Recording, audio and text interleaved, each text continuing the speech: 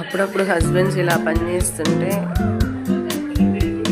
Wife ఇలా చిన్న చిన్న పనులు చేస్తుంటే, హస్బెండ్ అలా పెద్ద పెద్ద పనులు చేస్తుంటే చూడడానికి, లైఫ్లో కొంచెం లీడ్ తీసుకోవడానికి చాలా బాగుంటుందేమో కదా.